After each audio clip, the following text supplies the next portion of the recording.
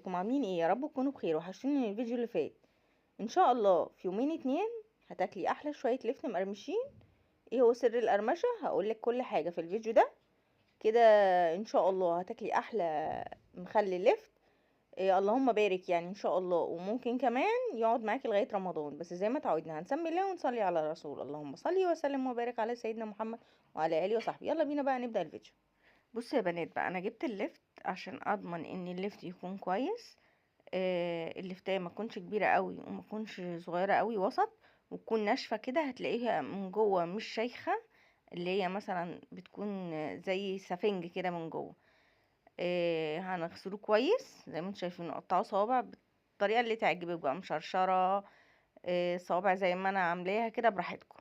وهتجيب الكميه على كل انا جايبه كده يا بنات 3 كيلو لفت. حطيت قد ايه ملح على كل كيلو كده؟ انا حطيت ايه، معلقه او اقل من معلقه. ماشي، يعني انا حطيت معلقتين ملح في الاول. ودي هريسه شطه يا بنات. فلفل احمر انا ضربته في الكبه بشويه ملح. انا بحب احطه على اللفت، انت ممكن تستغني عنه، بس بصراحه بيدي طعم. اللي بيحب الحراق يحط منه. هحط برضو معلقتين، يبقى على 3 كيلو لفت اللي انا مقطعهم. احط معلقتين ملح في الاول، واحط معلقتين ايه يا بنات، معلقتين هريسه شطه.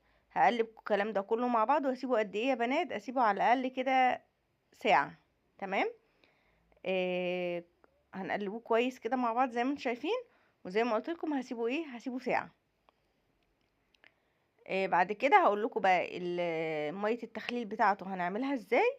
وهتاكليه في قد ايه؟ في خلال 3 4 ايام يا بنات ممكن تاكلي منه. تمام. احنا هنقلبه كويس كده بقى ونسيبوه. الميه اللي هتنزل منه احنا مش هنرميها، هوريكم هنعمل بيها ايه. بصوا يا بنات، بعد ما سيبناه ساعه بصوا ننزل ميه ازاي، بصوا محمره ازاي اهو. لسه ما حطيتش ولا بنجر ولا حطيت له اي حاجه.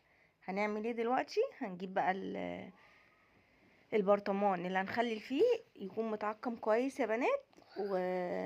ونبدأ ننزل بايه بالمخلل بتاعنا لغاية ما نملى البرطمان كله زي ما انتم شايفين.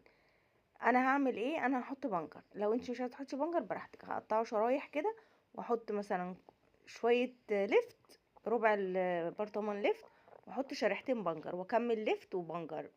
لو انت مش عايزه تحطي بنجر ما تحطيهوش، بس بصراحه بيدي لون حلو للبنجر، لللفت. وفي ناس بتحب تاكل البنجر مخلل. تمام. انا مليت البرطمان كله. واخر حاجه حطيت ايه، حطيت البنجر كده فوق الوش. الميه اللي نزلت منها قلت لكم ما ترموهاش. بصوا هنحطوها في قد ايه ميه يا بنات؟ على كل كيلو لفت انا بحط له لتر ميه. تمام. انا عامله 3 كيلو، يبقى 3 كيلو يبقى 3 لتر ميه. على قد ايه ملح؟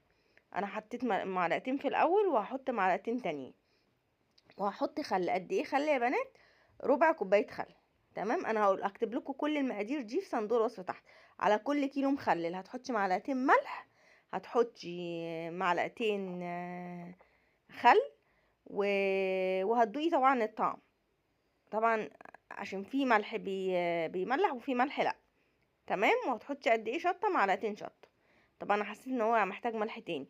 ايه ده هبه؟ ممكن الخل يهريه؟ والله ما هيهريه. انا بقالي كذا سنه بعمله بالخل، عمره ما اتهرى مني. تمام. انت هتظبطي الملح بتاعه وتحطيه في البرطمان. وبعد يومين بالظبط بتفتحي عليه وتدوقيه. لو حسيتي ان هو عايز ملح بتزوديه.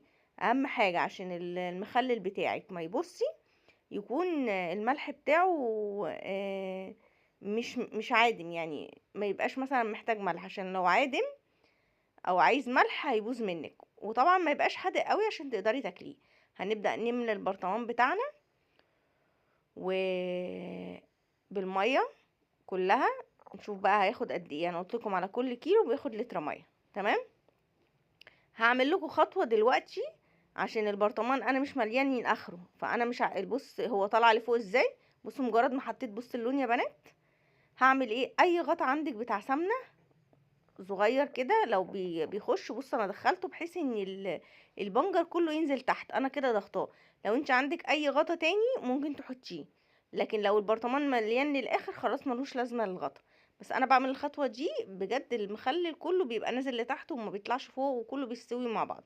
شايفين اللون وجماله؟ انا بعد يومين بالظبط هفتح عليه واوريكم اللون وهوريكم الشكل. بصوا يا بنات، شايفين لونه وجماله؟ بالظبط يومين دقته، فتحت عليه ودقته لقيته ملحه مظبوط ومش محتاج ملح. بص لون اللفت بتاعنا. بص الكوبايه كأنك عامله كركري، او زي في ناس تانية بتسميه عناب. بصوا جمال اللفت. هسمعكم الصوت دلوقتي القرمشة.